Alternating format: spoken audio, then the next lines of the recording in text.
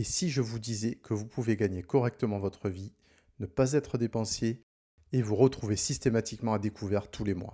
Aujourd'hui, je reçois Françoise, 68 ans, orthophoniste retraitée. Pendant plus de 40 ans, elle a lutté contre une relation toxique à l'argent, accumulant les découverts malgré des revenus qu'il a placés dans les 10% des Français les mieux payés.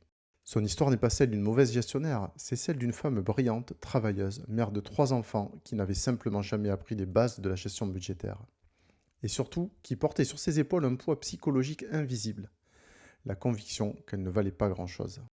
Dans cet épisode, Françoise nous ouvre son intimité financière avec une franchise bouleversante. Elle partage son parcours du premier découvert à 22 ans jusqu'à la sérénité financière retrouvée à la retraite. Elle nous explique pourquoi il lui a été plus facile de consulter un psychiatre qu'un coach budgétaire, comment un déménagement a failli tout faire basculer et ce qui a finalement tout changé. Si vous avez déjà ressenti cette angoisse à la fin du mois, cette honte de ne pas y arriver, cette solitude face aux chiffres qui ne collent jamais, cet épisode est pour vous. Car comme le dit Françoise, il n'est jamais trop tard et rien n'est figé pour toujours. Pour à votre tour passer à l'action budgétaire, vous trouverez des défis et formations sur accrodubudget.com et des solutions d'audit et de coaching sur plenit-finance.fr. Juste avant d'entendre Françoise, je vous rappelle que vous pouvez soutenir le podcast très simplement en le partageant, en le notant sur votre plateforme d'écoute préférée ou en vous abonnant pour ne manquer aucun épisode. Chaque like, chaque partage, chaque commentaire nous aide à vous proposer mieux et plus. Allez, c'est parti pour l'épisode. Bonjour Françoise. Bonjour Xavier. Merci Françoise d'être avec nous aujourd'hui. C'est très gentil à toi d'avoir accepté d'apporter ton témoignage sur ton coaching budgétaire que tu as pu faire avec Plenit Finance. Pour commencer, on va faire un échauffement tranquille pour qu'on te connaisse un petit peu mieux. Je vais tout simplement te demander de te présenter, donc tu peux mettre en avant ce qui te paraît important de mettre en avant et ce que tu as envie de nous dire. D'accord. Bon, alors moi je m'appelle Françoise, j'ai 68 ans, donc je suis retraitée actuellement. J'étais orthophoniste, donc j'ai travaillé comme orthophoniste toute ma vie. J'ai eu 3 enfants, j'ai été mariée puis divorcée, voilà. Et voilà. Écoute, une vie bien remplie. Oui. Et alors j'aimerais que tu nous expliques peut-être par rapport à ta relation à l'argent, puisque c'est le sujet du jour, quels ont été les moments clés de ta vie personnelle et professionnelle qui ont pu influencer ton rapport à l'argent? Est-ce que tu as un petit peu ça en tête? Alors, oui, tout à fait. Je ne sais pas, par rapport à ma famille, peut-être dire juste que durant toute mon enfance et adolescence, en fait, j'ai pas eu de relation particulière à l'argent. C'est-à-dire que nous en avions suffisamment. Mes parents n'en parlaient jamais, mais je voyais que ça tournait. Voilà, on allait en vacances, on ne se privait pas, mais en même temps, j'ai toujours eu conscience qu'un sou, c'était un sou, quoi. Voilà, qu'on ne gaspillait pas l'argent. Donc voilà, je suis partie comme ça. Mon premier événement qui m'a fait un petit peu prendre conscience, c'est quand je suis partie de chez mes parents, à 22 ans. J'ai commencé à travailler, donc j'ai eu mon diplôme d'orthophoniste, j'ai commencé à travailler. Et là, dès le premier mois où j'ai eu mon salaire, j'ai été à découvert. Voilà. Ah. Oui, et ça a duré pendant des années, pendant la période avant que je rencontre donc mon mari. Et là, je me suis dit, qu'est-ce qui se passe? Enfin, voilà. Il faut dire qu'à l'époque, ma relation à l'argent était assez catastrophique, même si je n'en avais pas conscience. Enfin, j'ai commencé à ce moment-là. Je projetais beaucoup de sentiments sur l'argent, beaucoup de choses négatives. Et en fait, je l'ai compris par la suite. Mais avoir un compte à découvert me donnait la confirmation que je ne valais pas grand-chose, entre guillemets. Voilà. D'accord. Ah oui, parce que quand tu dis que tu projetais beaucoup de choses à l'argent, tu peux nous expliquer un peu ce que tu veux nous dire par un là? fort sentiment de dévalorisation. J'ai été très dévalorisée par mes parents, ma mère en particulier. Et d'ailleurs, au moment où je voulais partir de la maison, elle m'a dit « Oui, tu n'y arriveras jamais ». Enfin voilà, ce genre de choses.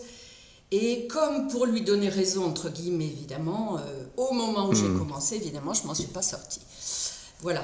Donc j'avais l'impression qu'il y avait quelque chose. En tout cas, là, je me suis rendu compte que ça n'allait pas. Et puis, bon, voilà, il a suivi une période où, après j'ai rencontré mon mari. Là, ça a été un petit peu différent, mais j'ai vu aussi que c'était très, très, très compliqué. J'ai vu que j'avais tendance à retenir beaucoup au niveau de l'argent, ce qui est paradoxal, ce qui est paradoxal quand on a du découvert. Mais en fait, c'était comme ça. Et mon mari, lui, était quelqu'un qui dépensait beaucoup. Donc j'étais toujours en train de retenir et lui dépensait beaucoup. Donc j'ai vu que c'était très compliqué. Au début de mon mariage, j'étais en Suisse et je n'ai pas trouvé de travail. Et à ce moment-là, ça a été aussi difficile pour moi. Et je me suis dit, ça plus jamais, il faut vraiment que je trouve une solution. Voilà. Ouais. J'ai senti qu'il fallait que je prenne mon indépendance, que sinon ça allait pas être bon ni pour moi ni pour mon couple. Voilà. Oui, donc à la fois avoir une indépendance, c'est-à-dire, bon, gagner ta vie, gagner des sous, et à la fois savoir quoi en faire, si je Alors comprends bien. voilà, tout à fait, tout à fait, tout à fait. Sachant que mon mari gagnait beaucoup plus d'argent que moi, puisqu'il était médecin. Et il y avait voilà, peut-être que je faisais un complexe d'infériorité, je ne sais pas, enfin voilà. Et je voulais être indépendante surtout. D'accord. Alors au début de ta carrière professionnelle, tu étais orthophoniste en libéral, en Alors au début salarié? j'étais salariée, je travaillais à 100%. Et puis après, quand j'ai rencontré mon mari, on est allé en Suisse, je n'ai pas trouvé de travail, donc je suis restée 4 ans sans travail. Et après, comme D'accord. il a eu un travail à Genève, il a ouvert son cabinet à Genève, là j'ai ouvert mon cabinet, moi en France voisine, juste à côté. Voilà. Il faut dire qu'à D'accord, l'époque, ok. c'était dans les années 85-88. La Suisse avait une attitude très protectionniste et malgré le fait que j'ai la nationalité suisse, comme j'avais un diplôme français, j'ai passé tous les entretiens possibles en Suisse romande, donc dans la partie où on parle français, mais j'ai été recalée à tous les entretiens. Voilà. D'accord, donc tu as été obligé d'ouvrir ton En cabinet en France, France. voilà. Voilà. Et bon, là, je dirais il a suivi une période où ça s'est relativement bien passé. Bon, on a eu un enfant, après 2, après 3. Et je dirais on avait largement assez pour vivre, mais on aurait pu épargner beaucoup plus, ce que nous n'avons pas fait. Nous avons commencé à le faire un petit peu quand nous envisagions d'acheter une maison. Voilà. Mais D'accord. c'est resté difficile. Mon mari ne gérait pas les comptes, c'était moi qui les gérais. Mais en même temps, il ne le vivait pas très bien. Voilà, c'était très conflictuel entre Ouais. nous. C'était conflictuel. Mais au moins, vous n'étiez plus à découvert, si je Ah comprends oui, bien quand tout à même. fait. Tu étais sorti de cette spirale du Oui, découvert absolument. avec laquelle tu avais commencé ta vie professionnelle. Absolument, Ouais, oui, ouais, oui. Oui, d'accord, tout à fait. d'accord. Tout à fait. Et après, ouais, ce que tu dis là, c'est très important parce que c'est vrai que la gestion de l'argent seul, c'est pas facile, mais en couple, c'est carrément compliqué. On voit bien que des fois, même s'il y en a un qui naturellement va plus se prendre soin des finances que l'autre, des finances personnelles, ben, l'autre, pour autant, c'est pas une bonne nouvelle pour lui parce qu'il peut avoir l'impression qu'il est Voilà. contrôlé. Je sais pas Voilà, si c'est ça que tu as eu. absolument. L'impression qu'il Absolument. manque un peu de liberté alors qu'il Absolument. gagne des sous. Ouais, c'est ça Absolument. que tu as vécu Oui, un peu. tout à fait. Tout à fait. Ok, donc ça a duré, dans les 4 ans où tu n'as pas travaillé, bon, tu t'es pas senti très bien de ce Absolument. côté-là. Oui. Après, tu as commencé à travailler, donc vous êtes remis à flot, mais bon, Voilà. malgré quand même toutes les sommes qui rentraient, c'était limite de la Voilà, flottaison. et Après, donc, vous avez eu oui, ce... quand même, je Ouais, voudrais juste dire qu'à ce moment-là, j'ai commencé à faire un travail personnel sur moi-même. Parce que je me suis dit qu'il y avait beaucoup de choses qui n'allaient pas. La relation avec mon mari était aussi très compliquée, mais en particulier la relation à l'argent, je me suis dit qu'il fallait que je fasse quelque chose. Donc j'ai quand même commencé, voilà, j'ai commencé à travailler, et voilà, jusque... donc ça veut dire que tu t'es fait accompagner, Oui, c'est oui, ça? oui, je me suis fait accompagner par un psychiatre, oui. Ok, J'ai fait une psychothérapie et petit à petit, bon voilà, ça a duré un certain nombre d'années. Au bout de 16 ans, nous nous sommes séparés et je me suis retrouvée seule avec mes enfants, donc, mais avec une pension très confortable. Donc à ce moment-là, j'avais quand même un revenu de vie qui était assez bon, mais je ne m'en sortais pas. Je ne m'en sortais quand même pas. C'est-à-dire que il me manquait toujours de l'argent à la fin du mois, j'avais aucune épargne. Et là, petit à petit, j'ai commencé à me dire que c'était vraiment moi, que moi, j'avais vraiment une difficulté pour gérer les comptes. Et je ouais. me demandais quand même à l'époque, mais est-ce que j'ai assez avec 3 enfants, même si j'ai la pension, et quand même une maison à entretenir. Voilà, je me demandais si je n'avais pas assez ou si c'était moi qui gérais mal. J'en étais encore à me demander des choses comme ça, quand même. Ouais, je Mm. comprends. Parce que là, donc, tu étais séparé avec tes enfants. La pension, donc, elle était versée par ton ex-mari, Oui, c'est c'est ça? ça. Toi, tu avais ton cabinet Oui. là ou tu as déménagé Non, ailleurs non, ou tu as conservé ton j'ai activité gardé où mon elle était? activité, mais D'accord. j'ai diminué mon temps de travail. J'ai travaillé à 60%. Eh oui, d'accord. Donc, puisque tu avais trois Donc enfants, voilà, là. bon, j'avais déjà diminué avant en fait, hein, mais là je n'ai pas réaugmenté. Je me suis dit, bon voilà, avec la pension, j'avais quand même 1800 euros de mon revenu à moi et 1800 euros de pension. Donc j'avais 3600, ce qui Ok, normalement aurait dû ok. suffire. Euh, bon, j'en sais rien, hein, mais à l'époque, ça ne me suffisait pas. Voilà. Ouais, ouais, la réalité, c'est que bon, tu te retrouvais à découvert malgré Voilà, je tout. suis retombée dans une période de découverte, tout à fait. Après, tu étais aussi dans une région où je crois savoir que notamment l'immobilier est quand même très Oui, cher, hein, oui, oui, pour parler que de ce point-là, absolument. et certainement d'autres. Donc, bon, c'est pas facilitant non plus. Absolument, mais bon, j'ai eu quand même de la chance, c'est qu'au moment du divorce, donc je suis restée dans la maison que nous avions achetée, donc il y avait un gros crédit sur la maison, et j'ai racheté la part de mon mari, mais à ce moment-là, mes parents m'ont aidé à payer la part de mon mari, et j'ai pu rester dans la D'accord. maison. Voilà. Ah oui, d'accord. Donc, alors, qu'est-ce qui s'est passé à ce moment-là? Tu es avec tes trois enfants, tu reçois 3600, mais il y en a 4000 qui sortent. Bon, à peu près, hein, je Oui, schématise. oui, c'est ça. Quelles ont été tes premières actions alors pour essayer de sortir de cette impasse? Bah, je suis restée quelques années sans rien faire parce que j'étais tellement débordée avec mes enfants, Ouais, trois garçons à gérer, le papa qui au début ne les prenait pas du tout, après les prenait mais quand il avait envie, enfin voilà, j'avais la tête sous l'eau. J'avais la tête sous l'eau, je ouais, n'osais ouais. pas parler de mes difficultés à mes parents qui déjà m'avaient prêté de l'argent, à mes amis, enfin voilà, j'étais un peu enfermée moi-même dans mes difficultés à ce moment-là. Ça a été assez compliqué. Oui, parce que tes difficultés financières étaient une parmi tout un ensemble en Mais fait, hein, bon, à donc, l'époque, bon. j'avais pas d'énormes difficultés financières, mais quand même, j'avais un crédit à la consommation, j'avais un crédit conso, j'avais un crédit, comment ça s'appelle, un revolving, voilà. Et je n'arrivais pas à le rembourser, ce revolving, donc voilà, voilà. Et en fait, j'ai eu je sais pas, j'ai eu un déclencheur, je me suis Le dit, voilà, un déclic. petit Ouais, déclic, ouais. c'est que le prêt, j'avais un prêt à la BNP qui me coûtait très cher, et je me suis dit, et si je renégociais mon prêt?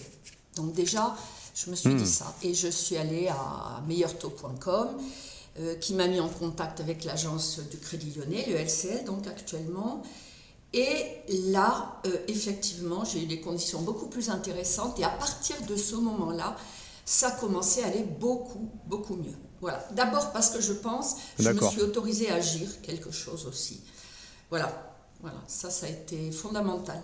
Ben, j'allais te dire, ça allait mieux parce que déjà, tu as réussi à sortir la tête Oui, de l'eau pour sortir de ton oui, quotidien et aller faire cette démarche tout à fait. qui peut paraître banale pour certains, mais Oui, qui est très complexe pour d'autres. C'est d'ailleurs renégocier un prêt avec tout ce que ça tout à comporte. fait. Tout à fait. Et donc là, tu as une idée de ce que tu as pu, du montant de la mensualité avant et après ta Oh là là, je ne l'ai renégociation, pas tu t'en noté, je ne rappelles me ou rappelle c'est... plus, non. En fait, j'ai oublié quelque chose de très important. Non, non. C'est qu'au même moment, donc mes enfants avaient grandi, je n'en avais plus qu'un à la maison, et je me suis dit que cette maison me coûtait trop cher et que je voulais m'alléger. En fait, c'était dans ce cadre-là que j'ai pensé à renégocier, Ah, que je voulais m'alléger et vendre la maison. Voilà. Et acheter un appartement plus petit et qui soit à ma mesure au niveau financier. bah oui, Voilà. oui. Et c'est pour ça que j'ai commencé par vendre la maison, mais comme j'avais conclu un accord avec mes parents, comme quoi si je vendais ma maison, je devais leur rembourser la somme prêtée, la Ah somme oui, qu'ils m'avaient d'accord. prêtée.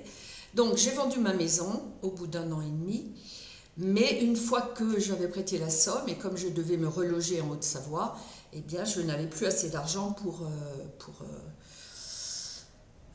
racheter Ouais, ouais, sans pour acheter un sans appartement. crédit surtout. Donc j'ai dû reprendre un crédit, mais pas très élevé, voilà. D'accord, Et en ok. fait, voilà, ça s'est amélioré à ce moment-là. Ouais, ouais. Bon, là, tu étais dans une vraie dynamique quand même, dans le Oui, démarchage des oui, banques. tout à Après, tu es fait, allé tout à fait, vendre une maison, qui est quand même pas la plus petite des opérations qu'on a à tout faire à dans sa fait. vie. Rechercher Oui, un oui. appartement à Et puis il fallait que acheter. ça D'accord. Donc coïncide, là, ça allait. voilà, au niveau du déménagement. Enfin, oui, oui, ça a été assez compliqué, c'est vrai. Histoire de Oui. calendrier. Et donc là, ça a commencé à aller un petit peu mieux Alors alors. oui, là, ça, carrément, oui, oui. Là, ça commençait à aller mieux et je suis en train de me demander, non, non, j'ai encore pas commencé le coaching à ce moment-là. C'est-à-dire qu'à partir de cette période, je n'ai plus été à découvert. Voilà. D'accord. Mais j'ai quand même, je n'arrivais pas à épargner. Donc du coup, quand j'avais une dépense imprévue, eh bien voilà, je prenais un crédit ou voilà, j'avais quand même toujours Ouais.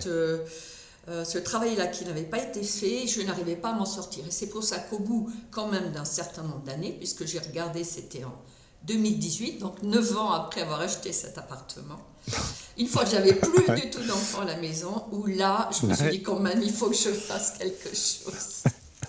D'accord. Très bien. Voilà. Mais tu sais, avant, Ok. Alors oui, comment... avant Oui. c'était toujours, en fait, j'avais une grosse culpabilité avec l'argent. Et je me disais, mais j'y pensais depuis un moment à me faire aider. Mais je me disais, mais cet argent que je vais utiliser pour me faire aider, est-ce que je ne pourrais pas l'utiliser dans autre chose? Et donc, je repoussais toujours, toujours, toujours. Voilà. Ouais, je comprends. Bon, jusqu'au moment où tu t'es dit, allez, j'y vais. Voilà. Alors, tu t'y es prise comment pour chercher un Bon, accompagnement je sais sur ce pas, je suis sujet-là? allée sur Internet, un peu YouTube, un peu, voilà. Et je suis tombée sur Plénite Finance, qui était une boîte toute jeune à l'époque, je crois. Et je sais pas, Ouais. ça m'a plu. J'ai trouvé que je crois que c'est Cédric qui faisait je sais pas, ça doit être sur YouTube, je ne sais Ouais, le pas. premier contact, Voilà. peut-être c'était lui. Ouais. Et ça m'a plu, je sais pas, comme il parlait, comme, voilà, je me suis dit, je me suis projetée. J'ai dit oui, bah tiens, avec eux, ça pourrait le faire, voilà. Et là, j'ai commencé un travail à ce moment-là avec Plénite, en 2018. Ok, donc 2018, on est en 2026. C'était il y a 8 ans. Est-ce que tu te rappelles les premières séances? Qu'est-ce qui s'est Oui, passé? Qu'est-ce qui a été difficile? Qu'est-ce qui a été alors je me étonnant? rappelle surtout Voilà, de comment... l'analyse qu'a faite Cédric, je pense que c'était Cédric, mais j'en suis pas sûre. Qui m'a beaucoup, ça a vraiment percuté dans ma tête. Il résumait comme ça, il disait des années de gestion budgétaire catastrophique, découvert que je n'arrive pas à réduire, travail pour apaiser ma relation à l'argent, puis meilleure gestion, c'est un peu le résumé de ce que je t'ai dit, mais toujours Mhm. difficulté à épargner et à anticiper les dépenses imprévues. Et pas dépensière, parce que c'est vrai qu'en plus je ne suis pas dépensière, c'est ça qui est incroyable. Oui, Heureusement. enfin oui, heureusement, effectivement. Et il m'a dit quelque chose qui m'a énormément surprise, c'est que j'étais classée parmi les 10% des Français qui généraient le plus de revenus. Alors là, je me suis Ah oui, c'est dit, sûr que c'est aïe, marquant quand on te dit ça. voilà, Ouais. Aucune excuse pour pas y voilà, arriver. voilà. Ok, donc ça c'était un peu le diagnostic hein, de Oui. départ. Alors ça a commencé avec quoi? Il y a eu des changements dans ta façon de dépenser ou de Ah, prévoir? bah, Explique-nous un peu complètement, comment complètement. ça Pour s'est moi, ça a passé. été vraiment... j'ai tout de suite compris que c'était l'aide qu'il me fallait, déjà. Ça m'a clarifié les D'accord. idées, ça m'a donné un cadre que je n'avais jamais eu, parce qu'au final, mes parents ne m'ont jamais appris à gérer un budget, je n'avais jamais appris. Donc des choses basiques, tu vois, comme voilà, les charges fixes, les charges variables, c'était des choses que j'ignorais totalement. Euh, et ça m'a, alors, tout de suite, ça m'a donné de l'oxygène, enfin vraiment ça, oui, oui. J'ai tout de suite Ouais. su que c'était bon, donc la mise en place du budget prévisionnel en base zéro, et puis voir où partait mon argent, parce qu'au final, je ne savais même pas pourquoi je n'arrivais pas à épargner, je ne voyais pas où allait mon argent. Et voilà, donc comme je t'ai dit, les différents postes de dépenses et surtout garder mon train de vie sous contrôle. Mais sachant que j'étais prête à diminuer mon train de vie parce que je ne suis vraiment pas une grosse dépensière, j'ai pas des gros besoins, j'ai jamais eu des gros besoins. Et, Hmm, et hmm. voilà, et je voulais surtout euh, ne plus être inquiète parce qu'au final j'étais dans la culpabilité et l'inquiétude. Et dès que je faisais une dépense, surtout pour moi, parce que pour les enfants j'avais tendance à dépenser facilement, mais pour moi je me sentais coupable et j'avais l'impression que je ne devais pas la faire. Voilà. Donc ça m'a beaucoup déculpabilisée en fait. Ouais, ouais, Mm, d'accord. Ok, mm. ok. Et à ce moment-là, quand tu as attaqué, tu n'étais pas encore retraité. Non, non, non, je travaillais. Donc en plus j'étais indépendante, donc tu vois, budget d'indépendant, ne pas mélanger avec le budget personnel. Enfin, elle m'a appris, Ouais. j'étais avec une personne qui m'a beaucoup, beaucoup appris, qui m'a beaucoup, beaucoup aidé, qui m'a apaisé énormément. Et ah oui, oui, ça a été. voilà, j'ai vu il y avait une possibilité de modifier les choses en bien, en bien. Et que je pouvais Bien sûr. améliorer ma vie, mon confort de vie. Oui, oui, oui, oui, tout à fait. Et avoir des repères, avoir des repères. Et ce que je trouve intéressant, c'est que tu nous as dit tout à l'heure que tu t'étais lancé dans une psychothérapie, bien Oui, avant, hein, plusieurs oui. années avant et que finalement ça avait été presque plus difficile d'aller demander un accompagnement sur les aspects financiers que sur le reste. Ce qui peut, vu de l'extérieur, hein, paraître un peu paradoxal parce que C'est-à-dire, il y avait du boulot. c'est plus technique, mais c'est pas tellement technique en Non, fait. non, Oui, mais il y avait du boulot. C'est un chemin d'accord. de vie, il m'a fallu du temps. Mais tu vois, j'avais pensé à. J'ai hésité entre Plénite et Christian Junot, que tu dois connaître, qui m'a aussi. Je suivais régulièrement ce monsieur, suisse d'ailleurs. Et je me disais, mais oui, mais c'est Ouais. vraiment ça qu'il me faut, mais oui, mais je repoussais, je repoussais, et j'hésitais entre les deux, et voilà. Mais c'est vrai, oui, oui, c'est vrai Mmh. que, oui, tout à fait. Non, mais disons que c'est bon, on le dit, et je le redis ici, c'est que un accompagnement de coaching budgétaire autour de ses finances personnelles, c'est pas de la compta, c'est pas des chiffres, c'est aussi beaucoup de psychologie. Enfin, c'est des chiffres, mais pas que. Ça traduit la psychologie, ça traduit des objectifs, ça Et, traduit qui et on c'est est, ce que j'apprécie, vraiment moi, et ce chez les qu'on deux veut. coachs que j'ai eus, c'est vraiment ce que j'ai apprécié, parce que j'avais déjà eu affaire à un comptable pour mon activité indépendante, mais il était froid, calculateur, et les choses étaient, enfin, on ne pouvait pas du tout aborder ce genre de choses. C'était pas Ben, possible. ouais, c'était son boulot de Voilà, comptable. Ouais, un coach, c'est vraiment autre chose. C'est voilà, vraiment autre chose. absolument, Cette dimension psychologique, ouais, ouais, cette dimension voilà, de lier ses dépenses à vraiment sa vie et ce qu'on veut faire de sa vie. Et puis, absolument. comme tu le dis, ça t'a généré de Ah l'apaisement, de la oui, oh là là, vraiment, déculpabilisation. vraiment. Ouais. Et puis, oui, bon voilà, c'est tout un chemin de savoir d'accepter de se faire aider, voilà. Mais Ah, mais c'est sûr, c'est ouais. sûr. Et est-ce que lorsque tu es passé à la retraite, ça a changé quelque chose? Tu as eu plus ou moins besoin ou Alors, la méthodo? Enfin, je sais pas, j'ai une grosse qu'est-ce que ça a inquiétude changé? parce que comme j'avais une retraite suisse et une retraite française, j'ai mis beaucoup de temps à voir les chiffres pour savoir combien j'aurais. Et comme j'ai travaillé une grande partie de ma vie à 60%, j'ai eu beaucoup, beaucoup d'inquiétudes. Ouais. Et finalement, finalement, ça s'est bien passé. Mais la chose qui s'est passée, c'est que j'ai voulu quitter la région. J'étais en Haute-Savoie et j'ai voulu quitter la région parce que j'ai voulu retrouver mes racines dans le sud de la France. Et là, j'ai déménagé. Et là, pam, le déménagement a occasionné de nouveau une perte un petit peu de. Enfin, je me suis retrouvée à découvert, quoi. Voilà, voilà. Et m'en voulant beaucoup, me disant, mais enfin, c'est pas possible. Et j'ai hésité là de nouveau à rappeler Plénite Finance. Finalement, j'ai dit, non, mais c'est pas possible, j'ai besoin d'aide, c'est tout, c'est comme ça. Je vais me faire aider. Ouais, ouais. Et j'ai bien fait. En fait, j'ai bien fait parce que c'est vrai que ce sont des moments dans la vie, divorce, déménagement. Enfin, il y a des moments comme ça clés où les choses peuvent Oui, ah oui. basculer. Voilà. Et en fait, le premier coaching que j'ai eu m'avait beaucoup aidé, mais en fait, il fallait que j'avais pas terminé, je pense, le travail. Et du reste, ça s'est terminé parce que ma coach m'a dit j'arrête de travailler chez Plénite. Ça s'est arrêté un peu brutalement. Et c'est pas moi qui ai décidé l'arrêt, en fait. Mais j'étais déjà en autonomie. J'étais déjà en autonomie malgré tout. Oui, oui, Voilà. ah d'accord, tu Oui, en oui, tout autonomie, à ok. fait. Et là, c'est vrai qu'avec mon second coach, je ne sais pas si je peux le nommer, mais bon, Bien voilà, sûr, avec oui, oui. Félix, là, je suis passée à une autre étape et je suis allée encore plus loin dans la prise de conscience. Et vraiment, je le remercie d'ailleurs.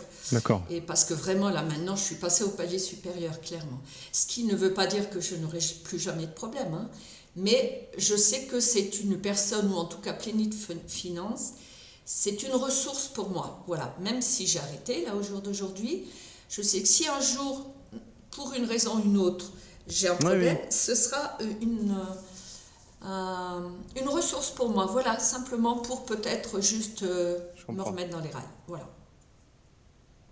Après, tu as raison, hein, l'idéal, c'est que quand, on est à un moment clé de sa vie et qu'on sait que ça va basculer parce que soit on va avoir plus de dépenses, soit moins de revenus, soit plus Voilà. d'incertitudes des fois, bon, c'est souvent le bon moment pour se faire accompagner. Après, si on le fait pas à ce moment-là, ça veut pas dire que c'est trop tard, hein, c'est jamais trop tard pour bien faire les choses, mais c'est vrai que, parfois il y a des Oui, opportunités, des moments clés et oui. pourtant c'est pas toujours là où on a le plus de ressources pour Non, autant, hein, pour aller c'est vrai, chercher c'est l'accompagnement. Des vrai. fois, quand on a un peu la tête sous l'eau, donc c'est pas Mm, évident, mais bon, mm.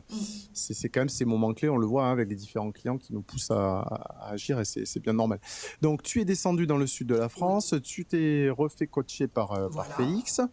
Votre accompagnement à Félix et toi, il est aujourd'hui On terminé, l'a tu es en terminé juste autonomie. ce mois-ci, Alors voilà. ça Enfin, j'étais ah déjà, oui. d'accord, alors je peux pas encore te demander ce que ça va Alors, ben, donner alors. c'est-à-dire, Bon. si, si, non, Alors, non, c'est-à-dire qu'en fait, de 2023 à 2024, d'octobre 2023, décembre 2024, voilà, j'ai eu le coaching. Après, j'ai fonctionné toute seule pendant presque un an. Et après, j'ai eu mon d'accord. papa qui est décédé, donc j'ai eu la succession, j'ai tout d'un coup reçu plein d'argent. Et là, j'ai eu besoin de Ah oui, nouveau de ouais. son aide pour savoir, parce que tout d'un coup, cet afflux d'argent, alors que j'en ai jamais eu beaucoup dans ma vie, enfin, j'avais besoin Oui, juste oui, qu'il savoir m'aide comment gérer tout ça. disons, à Ouais. faire mon nouveau budget. Voilà. Voilà. Et là, ça a duré, ben, c'était depuis septembre, et là, on vient d'arrêter. Voilà. D'accord, Voilà. ok.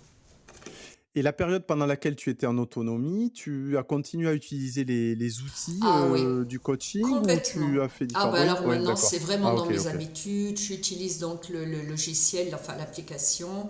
Ah oui oui, je peux plus m'en passer quoi, parce que c'est vraiment pour moi extrêmement utile. Je fais mes contrôles, mes deux contrôles.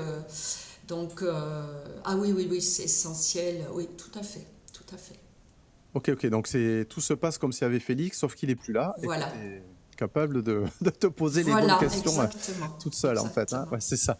Et après, donc tu dis que tu as eu un nouveau changement de Oui, situation finalement avec le décès de ton oui. papa et donc voilà, une nouvelle somme d'argent qui est rentrée et donc pour réévaluer le Ah, budget et refaire quelque chose, un cadre qui soit viable, stable et qui corresponde à tes attentes, tu as eu de nouveau appel à Félix. Et donc aujourd'hui, tu es calé sur ce nouveau voilà, budget en voilà, fait, hein. tout à fait, tout à Ok, fait. donc que tu vas continuer à gérer en autonomie. Voilà, voilà, absolument, oui. Oui. Qu'est-ce que ça t'apporte aujourd'hui dans ta vie de désormais retraité, relativement jeune retraité quand même, ça fait pas si longtemps que ça. Oui, ça fait 4 ans. Comment tu vois les années qui viennent là financièrement? Est-ce que ça t'a ouvert quelques portes Oui, alors, bon, en tout cas, une tranquillité d'esprit, ça c'est sûr. Bon, je suis Bah déjà. retraitée, donc a priori, mes revenus ne devraient pas changer, mais quoi qu'on n'en sait rien, hein, parce que les retraités vont peut-être mettre la main à la poche prochainement. Mais Hmm. quels que soient les changements, en fait, je sais maintenant que j'ai la capacité de maintenir la barre. Voilà. J'ai D'accord. plus confiance en moi, j'ai un sentiment de sécurité. Alors ça, c'est essentiel. Voilà. Et surtout, la satisfaction, je sais que je peux réaliser des projets, que je peux anticiper. Enfin, c'est incroyable parce qu'au niveau du confort de vie, c'est essentiel. Voilà. Et c'est vrai que bon, c'est pas à la retraite qu'on a les plus gros projets, quoique. Oh, ça Et dépend. voilà, voilà. Et maintenant, je peux même aider mes enfants si besoin, parce que j'en ai sur les trois, il y en a deux qui gèrent très bien leur budget, mais alors le dernier, pas du tout. Et je lui ai déjà proposé un peu d'aide, je lui ai appris déjà comment ça fonctionne. Ah Et oui, super. voilà. Voilà. Et donc ils le savent, tes 3 enfants, que tu as Oui, eu cet accompagnement? bien Ouais, sûr, ok. oui. Ouais, ouais, d'accord. C'est des choses dont tu as pu discuter avec eux. Oui, oui, oui, tout à fait.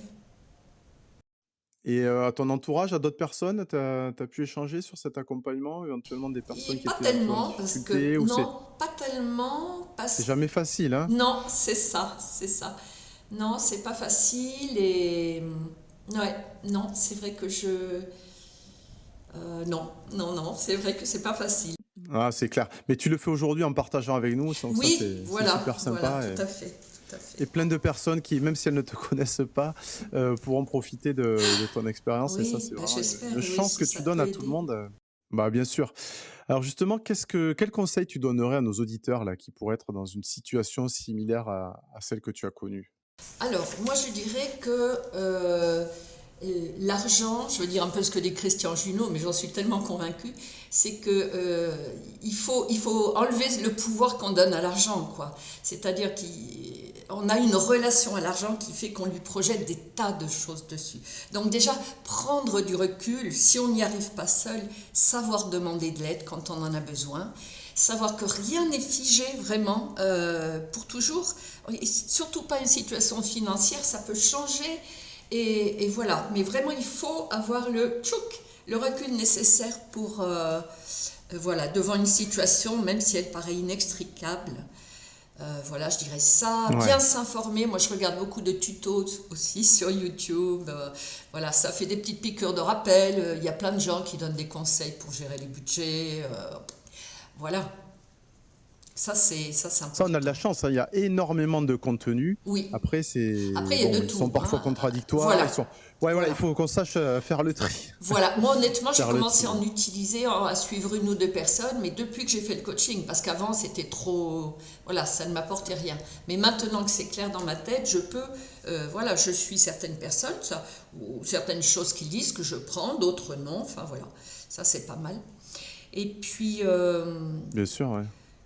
euh, voilà, et puis se créer des personnes ressources, comme ben voilà, si on a besoin de travailler avec un psy ou avec des gens comme Christian Junot, qui est vraiment, même si j'ai jamais fait de stage avec lui, qui j'ai lu ses livres et vraiment, enfin son livre, le premier en tout cas, Ma relation à l'argent, et où je comprends, je ne sais plus le titre exact, et qui est vraiment, je pense qu'il peut vraiment nous aider. Et voilà, les plaigners de finances, et puis des psychologues, et enfin voilà, savoir se faire aider, c'est essentiel. Mais pour se faire aider, il faut Ouais, tu d'abord as raison. prendre acte de ce qui nous arrive, et on n'en a pas toujours conscience. Voilà, ça c'est... On n'a pas toujours envie, non, c'est sûr, hein. Voilà, C'est sûr. c'est ça. Bon, super, merci Françoise, hein. Et qu'est-ce que tu dis aux personnes qui se diraient, ah ouais, mais il faut que je paye pour faire ce coaching, alors comment je vais faire pour payer alors que déjà ça va pas super bien dans mes finances personnelles, qu'est-ce qu'on peut leur Alors, dire? ben oui, ça c'est ce que je me disais aussi, donc je peux comprendre.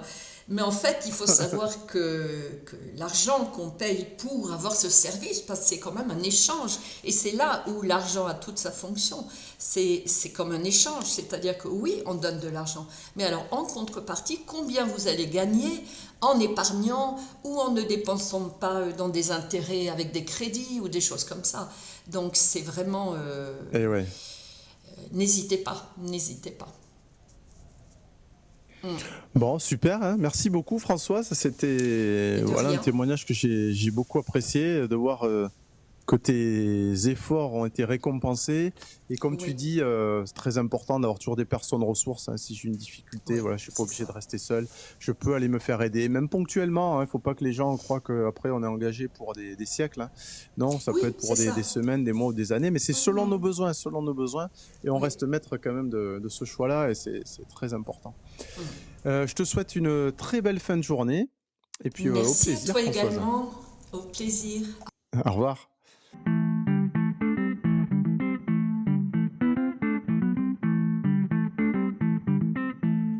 Le témoignage de Françoise nous rappelle une vérité essentielle. Les difficultés financières ne sont pas une question d'intelligence, de volonté ou de revenus. Elles sont souvent le symptôme d'un manque d'éducation financière et de blessures émotionnelles profondes.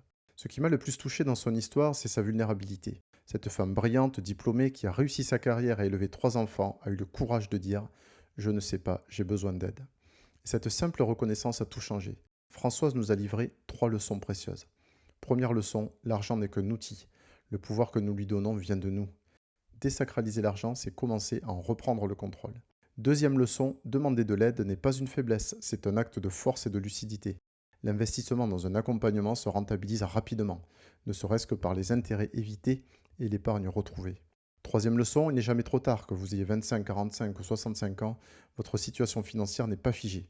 Avec les bons outils, le bon cadre et la bonne aide, la transformation est toujours possible. Si l'histoire de Françoise résonne en vous, si vous vous reconnaissez dans ces découvertes récurrents, ces crédits à la consommation, cette impression de courir sans jamais rattraper vos finances, sachez que vous n'êtes pas seul. Et surtout, sachez que le changement commence par une simple décision, celle d'agir.